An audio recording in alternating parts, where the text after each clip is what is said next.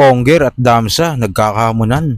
Lipcram kinukupal lang ang mga fans na Apex at unang event ng flip-top ngayong taon lumabas na. Alamin natin ang mga yan, so tara. Nagkakainitan nga ngayon sa Sokmed si Damsa at Ponger dahil ito sa post ni Ponger na tila nagpapayo kay Apex. Tol Apex, wag mong isiksik yang buhay mo para lang sa liga na pinaghirapan at tinaya mo ang kinabukasan mo. Ramdam kita ako rin hininto ko ang pag-aaral ko para lang sa liga. Oo, aminado ako na nakagawa ako ng kasalanan kay Enigma pero sa totoo lang hindi lang naman ako ang gumastos nun, pero inamin ko lahat para lang walang madamay, at simula nun tinuldukan ko na ang flip-top. Oo, sayang yung pagod, sayang sinimulan pero kasi hindi tao ang ating amo, hindi tayo binigyan ng second chance. Simula nun marami ang pinagbago, parang lahat ng tao ay kalaban ko na. Pero sana when pinakinggan nila side natin, bakit natin on nagawa o bakit on nangyar. Sana naman mabalik TSP kahit hindi si Boss P ang mag-host, at least makabalik lang, kasi malaking tulong on dahil band na came sa flip-top. At least may liga na handa kaming sagipin at umunawa sa aming kalagayan. Sa totoo lang malaki ang tulong ng TSP sa buhay ko bukod sa malaking TF, mabait si Boss P. Burado na nga ang post na ito ni Ponger. Siguro napag-isip-isip niya na magkaiba ang dahilan nila ni Apex. Bakit hindi na sila nakabalik sa flip-top? Si Apex ay puno na ang pagsusugal sa flip-top, samantalang siya inistapa si Enigma. Dahil nga sa post ni Ponger na ito, napapost na din si Damsa at pinagtanggol niya si Enigma. Ayon sa post ni Damsa, magkaiba daw ang ginawa nila ni Apex dahil si Apex ay naglabas ng saloobin, samantalang siya ay nagtakbo ng pera na hindi sa kanya.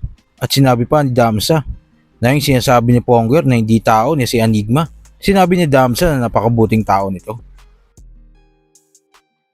Sa kabilang balita naman, marami na nga sanang humahanga sa ginagawang hakbang ni Lipcram na kausapin si Enigma para makabalik si Apex sa flip-top.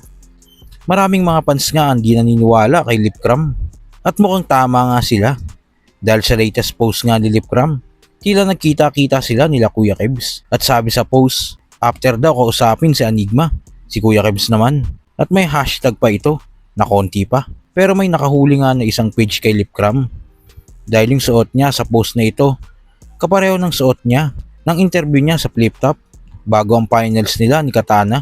Dahil nga dito binabash na si Lipcram, sinasabing ginagatasan lang ni Lipcram ang issue para sa sariling interes. Hindi ito nakakapagtaka dahil sa pag-review nga ni Lipcram sa kanta ni Apex na Tuldok, tila kinwestiyon niya ito. Sinabi ni Lipcram sa isang part dito na sa laban pa lang ni Apex kay Bagsik sa round 1 ng Isa Buhay ay may pustahan nang nangyayari. Bakit nung natalo lang siya kay Goro yung Talas, which is semifinals ng Isa Buhay, tsaka lang siya nagsalita tungkol dito? Dahil kung ayaw niya talaga ng pustahan sa flip-top, nung kay Bagsik pa lang ay pinunan niya na ito. Hayaan lang, yung pusta 1,000,000 alam kung... Ayun nga, sabi ko na nga ba, parang yung galing, yung John, yung pagkatalo niya kay Goryo. Pero, bago kasi umabot dun sa battle nila ni Goryo, may ilang battle pa si Pex na ganun yung sistema. Nagpupustahan din yun, laban niya kay Bagsik, laban niya kay Mastafit, nagpupustahan din kasi yun eh. Isang buong quarantine yun, mga pustahan yun. Kaso naging big deal lang talaga yung natalo siya kay Goryo, na parang doon niya nasinita na yung pustahan. Tsaka hindi pa naman malaki yung pustahan nun. Tapos alam ko yung video na nakita niya, yung kay Don Pao yata na may hawak si Don Pao na pera, maraming pera. Pero siguro pinakamalaki lang na pustahan nun, yung finals namin ni M-Site yun eh, mga 1,000. Parang ganun. Kaya doon kami nalabuan na bakit yung pagkatalo niya kay Goryo, doon niya inano yung pustahan, pero yung mga panahong nanalo siya kay Big Bagsik at Mastafit, hindi niya yun binibig deal. Sana kung talagang big deal talaga sa kanya yun eh, kung ayun talaga yung concern niya na yung sining natin parang yung ginagago, dapat siguro pangalawang laban niya kay Mastafit may linya na siya about dun sa pustahan na yun. Kung yun talaga yung concern niya, para sa akin lang naman. Ayun lang yung para sa akin. Eh kaso nangyari, nung natalo lang siya kay Goryo, dun lang siya nag-react. Kaya, dun naman kami nalabuan, parang ang labo naman nun. Kaya, ang nasa isip talaga namin nun, naging paranoid siya after namin mag-usap, after na nangyari sa sunugan, tapos lumaban siya kay Goryo. Nung natalo siya, siguro inisip niya na pinagtutulungan namin siya, sinadya namin yon na wala namang 3GS na hurado. At sa reaction, lamang siya eh. Lamang siya sa reaction laban niya kay Goryo. Pansin na pansin namin nun, lamang siya sa reaction. Hindi na namin saklaw kung anong maging ano ng horado doon. Maging tingin kung paano ginudge yung battle nila doon.